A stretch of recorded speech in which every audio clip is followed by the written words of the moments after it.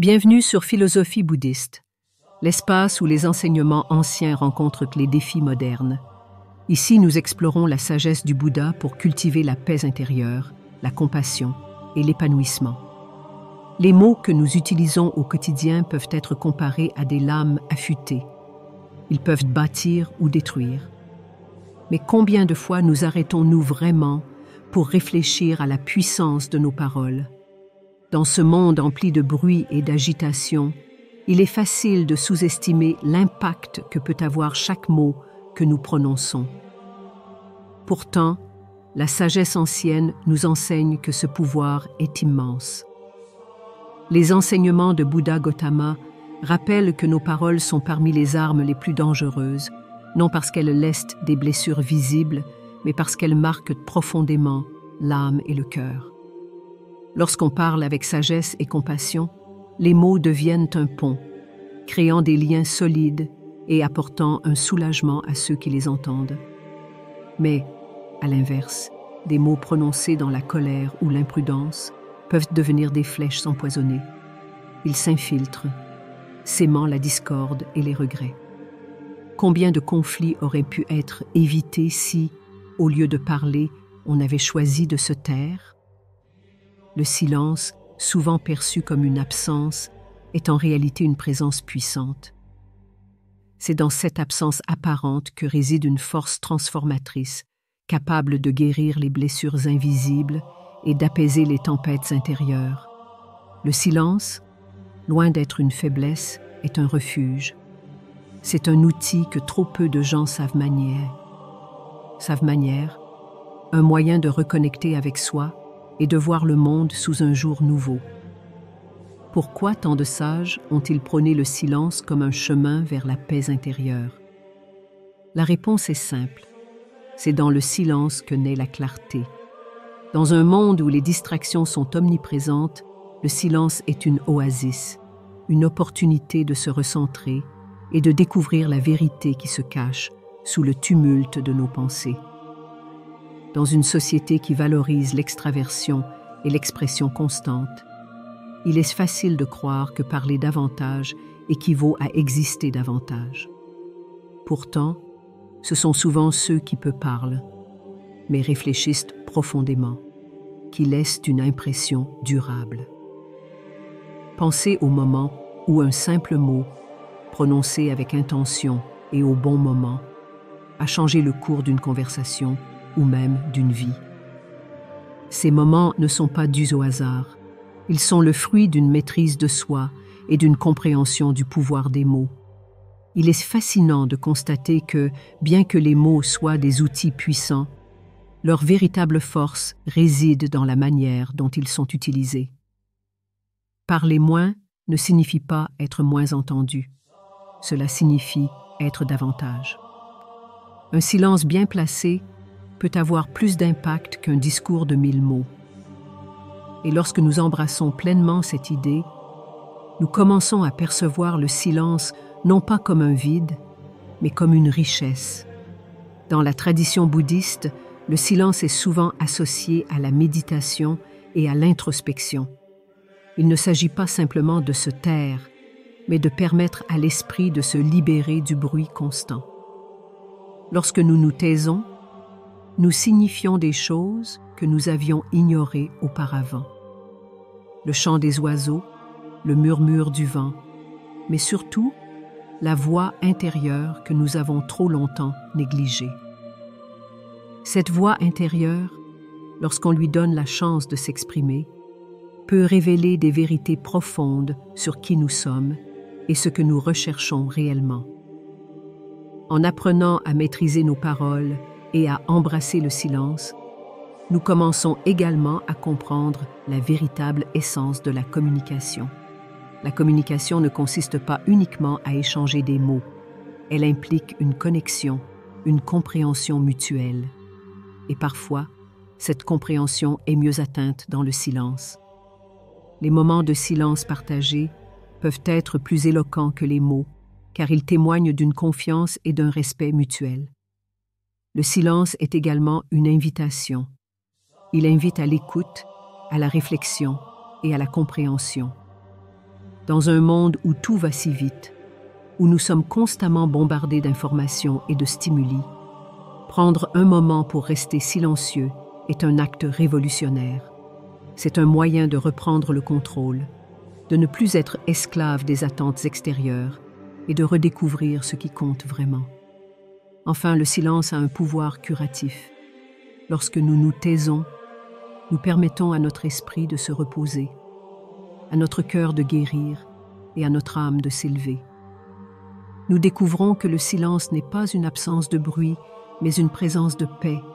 Et cette paix, une fois découverte, devient un trésor inestimable, quelque chose que personne ne peut nous enlever. Alors, avant de prononcer vos prochains mots, posez-vous cette question. Sont-ils nécessaires? Sont-ils gentils? Sont-ils vrais? Et si la réponse est non, peut-être que le silence est la meilleure réponse. Parce qu'à travers le silence, nous trouvons non seulement notre propre paix, mais aussi la capacité d'apporter la paix aux autres. Dans un royaume lointain, au cœur d'une époque marquée par la grandeur et la décadence, vivait un roi que rien ne semblait satisfaire.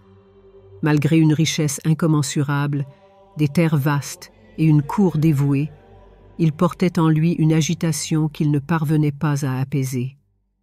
Ce roi, entouré par les plaisirs et les flatteries, ressentait un vide profond, une absence de paix intérieure qui le tourmentait jour et nuit. Il se demandait souvent pourquoi, malgré tout ce qu'il possédait, il se sentait si misérable. Cette question, qui n'avait de réponse dans aucun de ses livres ou conseils, le poussait à chercher quelque chose de plus grand, quelque chose d'invisible mais essentiel. Un jour, désespéré et à bout de souffle, le roi entendit parler d'un moine bouddhiste vivant dans un monastère isolé, profondément enfoui dans une forêt paisible. Ce moine était connu non seulement pour sa sagesse, mais aussi pour son calme presque surnaturel. Il avait aidé des milliers de personnes à trouver un équilibre dans leur vie. Le roi, intrigué par ses récits, décide de lui rendre visite. Ce fut un voyage empreint d'une certaine impatience et d'espoir, une quête d'un remède à son tourment intérieur. Lorsqu'il arrive au monastère, le moine l'accueillit avec un sourire chaleureux, mais silencieux. Le roi, incapable de contenir son désarroi, s'exclama « Ô sage moine, je possède tout ce que l'on peut désirer, la gloire, la richesse, le pouvoir, mais mon esprit est en chaos constant. Je ressens une frustration permanente, une agitation qui me dévore. Aidez-moi à trouver la paix. » Le moine, après avoir écouté calmement, répondit avec une voix apaisante. « Votre Majesté, la réponse à votre quête se trouve déjà en vous, mais vous ne l'avez pas encore découvert. Permettez-moi de vous guider à travers une expérience. Pendant les 15 prochains jours, restez ici, dans ce monastère. Adoptez une vie simple et silencieuse. Parlez le moins possible, observez la nature et plongez dans le calme. » Le roi, bien qu'hésitant, accepte l'invitation.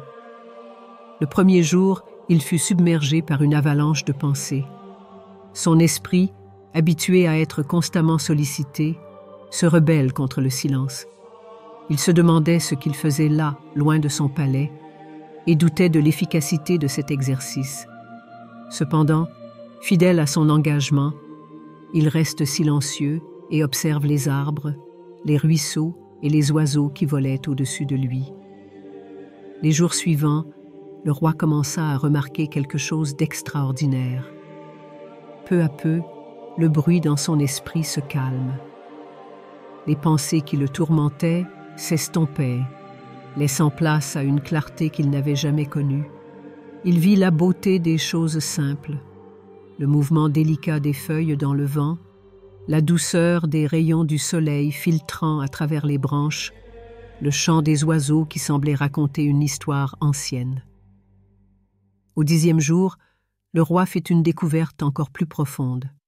En s'asseyant sous un grand arbre, il ferme les yeux et entre dans un état de méditation spontanée. Son esprit, pour la première fois depuis des années, était libre de toute agitation. Il ressent une paix profonde, une joie qui émanait de l'intérieur, comme si une partie oubliée de lui-même venait d'être réveillée. Cette expérience fut pour lui une révélation. Quand les 15 jours furent écoulés, le roi retourna voir le moine. « J'ai découvert quelque chose d'incroyable, » dit-il avec émotion. « Mon esprit, si agité auparavant, s'est apaisé. J'ai compris que ma quête incessante de plaisirs extérieurs ne faisait qu'alimenter mon vide intérieur. J'ai appris que le silence et la simplicité me permettent de voir les choses telles qu'elles sont, sans filtre. J'ai redécouvert la joie dans ce qui semblait ordinaire. » Le moine, en souriant, répondit « Ce que vous avez découvert est la vérité que beaucoup cherchaient mais que peu trouvaient. Le silence n'est pas seulement l'absence de mots, mais une connexion avec votre être profond.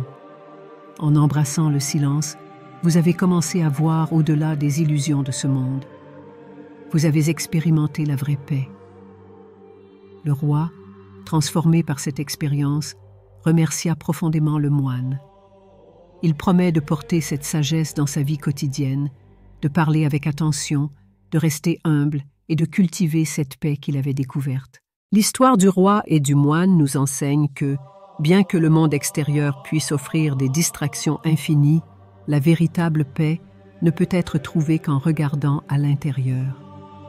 Le silence, loin d'être une simple pause, est une invitation à explorer les profondeurs de notre âme, à nous libérer des chaînes de nos pensées agitées et à découvrir une harmonie intérieure qui transcende tout ce que le monde peut offrir. Lorsque nous observons ceux qui ont atteint une sérénité profonde, un point commun émerge. Ils ont appris à apprécier et à intégrer le silence dans leur vie. Le silence n'est pas simplement une absence de bruit, mais un état actif où l'esprit, libéré des distractions, commence à révéler ses vérités les plus profondes. Pour le roi, ces 15 jours au monastère n'étaient pas qu'un exercice de patience. Ils étaient une initiation à une nouvelle manière d'être.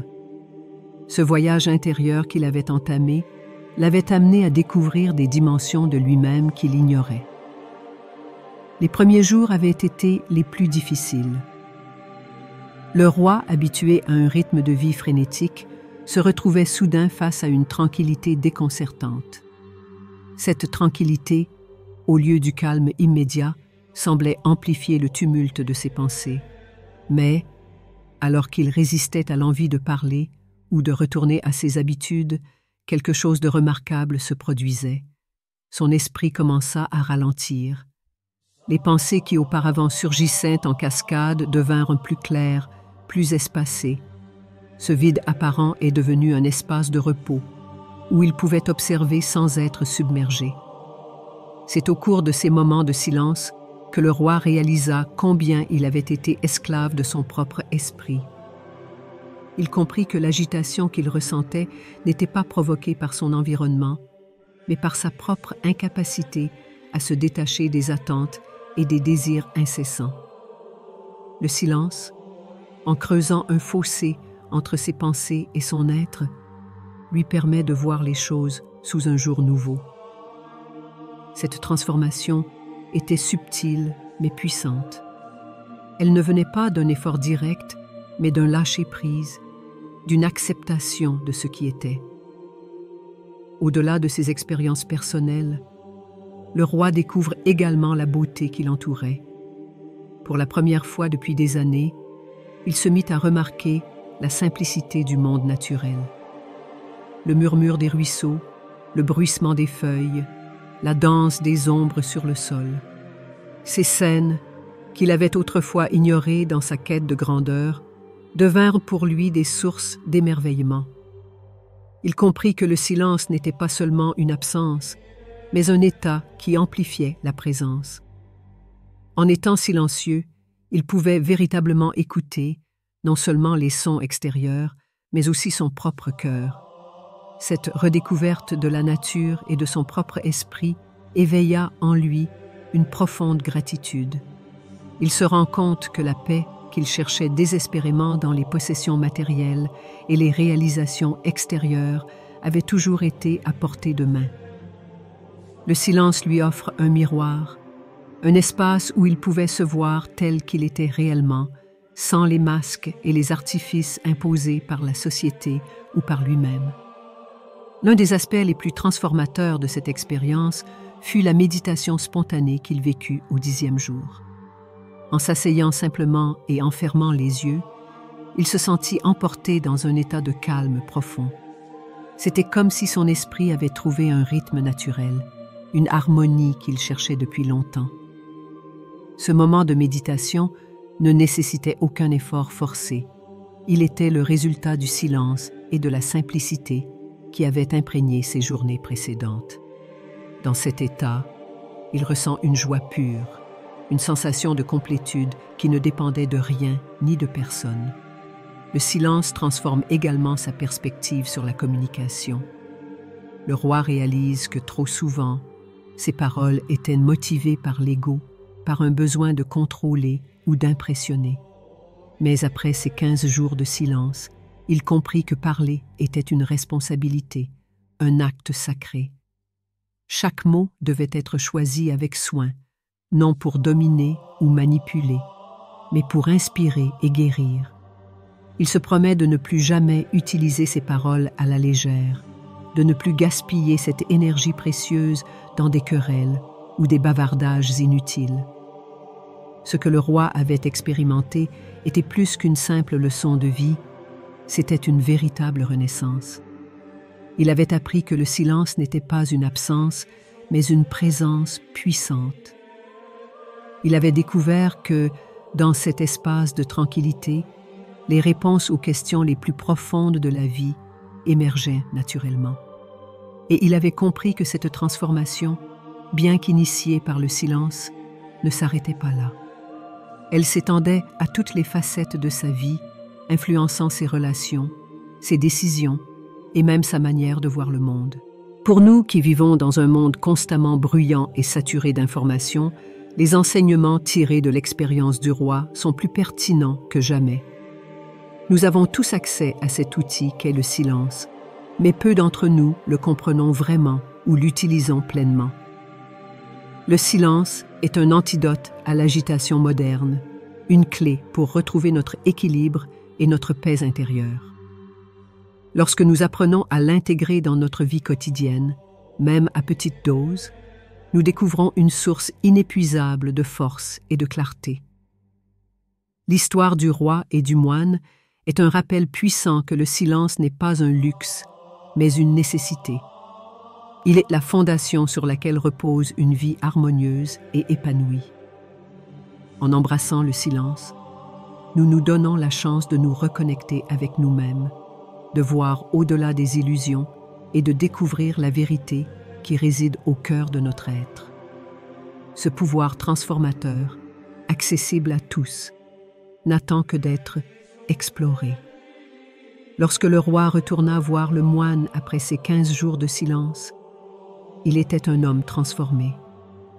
Sa posture, autrefois lourde sous le poids de l'agitation intérieure, était devenue légère et étendue. Ses yeux, auparavant remplis de doutes et d'insatisfaction, brillaient d'une clarté nouvelle. En voyant ce changement, le moine esquissa un sourire discret, comme s'il avait toujours su que cette transformation était inévitable. Le roi s'inclina respectueusement et dit « Maître, j'ai enfin compris ce qui troublait mon esprit. Vos enseignements ont changé ma vie, et j'aimerais partager ce que j'ai appris. »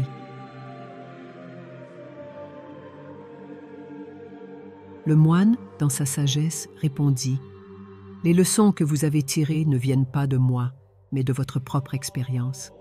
C'est le silence qui vous a permis de voir clairement.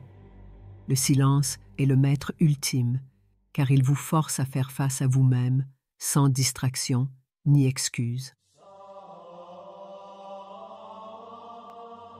Ce moment de dialogue entre le roi et le moine résumait parfaitement l'essence des enseignements de Bouddha Gautama, qui voyait dans le silence un moyen essentiel de se connecter à son être profond. L'un des récits partagés souvent dans les enseignements bouddhistes est celui où un disciple demanda à Bouddha pourquoi il restait souvent silencieux, même face à des questions importantes. Bouddha répondit simplement « Je reste silencieux pour plonger profondément en moi-même. Sans silence, il est impossible de se connaître réellement. Le silence est la porte vers la découverte de soi. » Ces paroles, simples mais profondes, transmettent une vérité universelle. Dans un monde saturé de bruit, le silence devient un refuge, un sanctuaire où l'on peut explorer les profondeurs de l'esprit.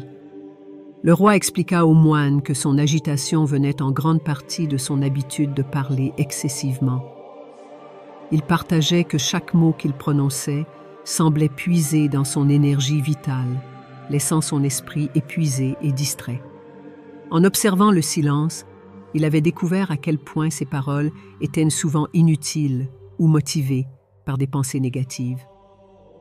Cette prise de conscience l'avait conduit à reconsidérer la manière dont il communiquait, non seulement avec les autres, mais aussi avec lui-même.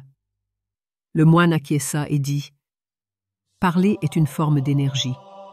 Lorsque nous utilisons cette énergie avec sagesse, nos mots deviennent une force de guérison et d'harmonie. Mais lorsque nous parlons sans réfléchir, nos paroles deviennent destructrices, non seulement pour les autres, mais aussi pour nous-mêmes. Le silence nous enseigne à parler avec intention, à choisir nos mots avec soin. Cette idée, bien que simple, est un principe fondamental des enseignements bouddhistes. Elle rappelle que chaque mot porte un poids et que ce poids peut soit alléger, soit alourdir le fardeau des autres. Au-delà des paroles, le silence permet également d'observer les pensées qui traversent notre esprit. Dans le tumulte de la vie quotidienne, il est facile de devenir prisonnier de ses propres pensées, de se perdre dans des cycles de rumination et de jugement. Mais en embrassant le silence, le roi avait appris à observer ses pensées sans s'y attacher. Il comprend que ses pensées, bien qu'intenses, n'éteignent pas lui.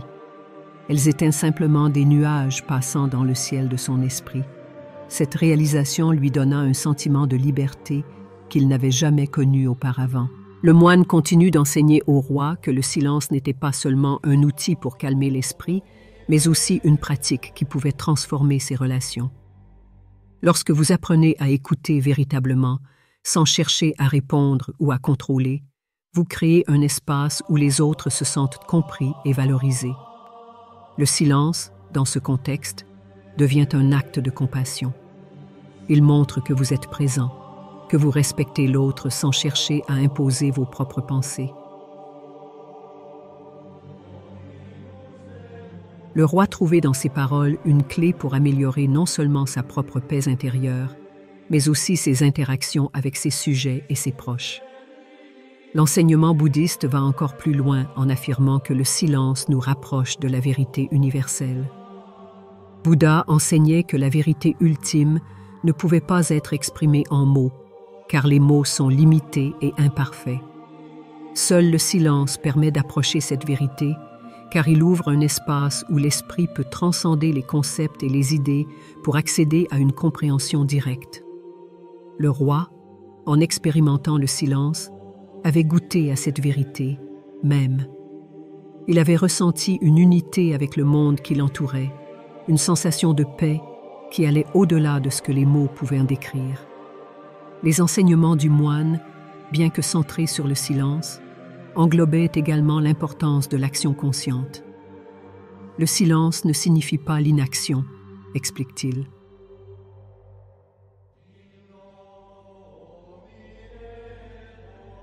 Au contraire, il s'agit d'une base pour agir avec clarté et intention. Lorsque vous êtes en paix avec vous-même, vos actions deviennent plus alignées avec vos valeurs. Vous n'agissez plus par impulsion ou par peur, mais avec une conscience claire de ce que vous voulez accomplir.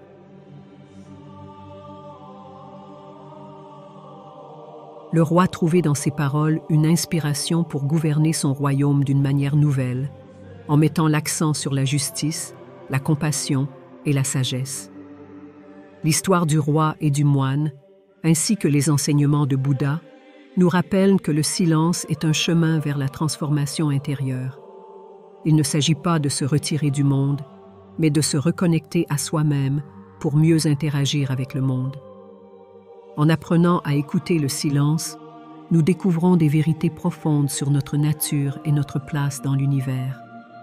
Cette pratique, bien qu'exigeante, offre des récompenses inestimables, une paix intérieure durable, une clarté d'esprit et une capacité accrue à aimer et à comprendre les autres.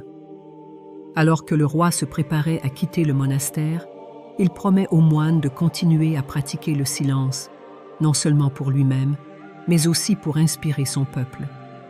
Le moine, dans un dernier conseil, lui dit « Le silence est un voyage, pas une destination. Chaque jour, il vous invite à plonger plus profondément, à explorer ce qui est au-delà des mots. Soyez patient avec vous-même et souvenez-vous que la paix que vous cherchez ne se trouve pas à l'extérieur, mais à l'intérieur. » Ces paroles, empreintes de sagesse, accompagnèrent le roi dans son retour et devinrent une lumière qui guida ses pas dans les années à venir. Dans notre monde moderne, le silence semble être un luxe rare. Partout où nous allons, nous sommes entourés de bruit, le bourdonnement des villes, les notifications incessantes de nos téléphones, le flux constant d'informations. Pourtant, malgré ces distractions, beaucoup ressentent un vide semblable à celui du roi. Ce vide ne peut être combiné par davantage de bruit ou de stimulation. C'est précisément dans ces moments d'agitation que le silence devient le plus nécessaire, une invitation à ralentir et à renouer avec notre véritable essence. Pourtant, intégrer le silence dans une vie trépidante peut sembler difficile. Beaucoup associent le silence à l'ennui ou à l'isolement, mais en réalité, il offre une opportunité de transformation. Le silence, tel qu'enseigné par le moine au roi, est une pratique active. Il ne s'agit pas simplement de rester muet, mais de créer un espace où l'esprit peut se reposer et se recentrer. Dans ce silence, nous commençons à voir clairement, à entendre les murmures de notre intuition et à ressentir une connexion plus profonde avec le monde qui nous entoure. Une première étape simple consiste à consacrer quelques minutes chaque jour à la solitude silencieuse. Cela peut être le matin, avant que le chaos de la journée ne commence, ou le soir, pour calmer l'esprit après une journée mouvementée. Pendant ce temps, il est essentiel de mettre de côté les distractions. Pas de téléphone, pas de musique, juste un moment pour être présent avec soi-même. Ces instants de silence, bien qu'apparemment insignifiants, peuvent avoir un impact profond sur notre bien-être mental et émotionnel. Ils deviennent des îlots de paix au milieu de l'agitation. Le silence peut également être intégré dans nos interactions avec les autres. Trop souvent, nous parlons pour combler des silences inconfortables ou pour prouver un point.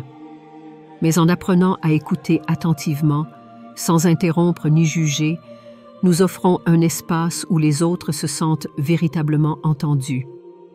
Cette écoute silencieuse est un acte de compassion, une manière de renforcer les liens et de cultiver une communication plus authentique.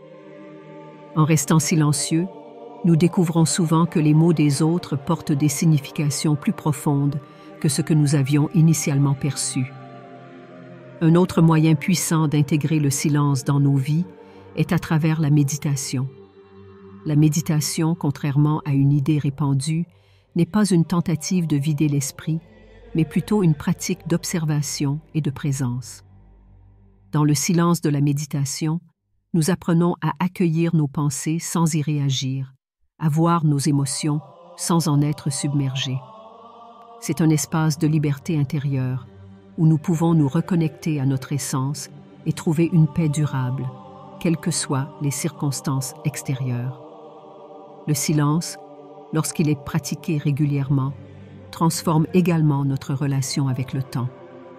Nous réalisons que nous n'avons pas besoin de remplir chaque instant d'activité pour qu'il ait de la valeur. Le silence nous indique que parfois, simplement être suffisant. Cette prise de conscience peut alléger la pression que beaucoup ressentent pour être constamment productifs ou pour atteindre des objectifs imposés par la société. En embrassant le silence, nous redéfinissons nos priorités et découvrons ce qui est vraiment important.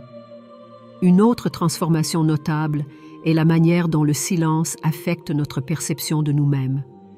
Dans un monde qui valorise l'apparence et les réalisations extérieures, il est facile de perdre de vue notre véritable nature.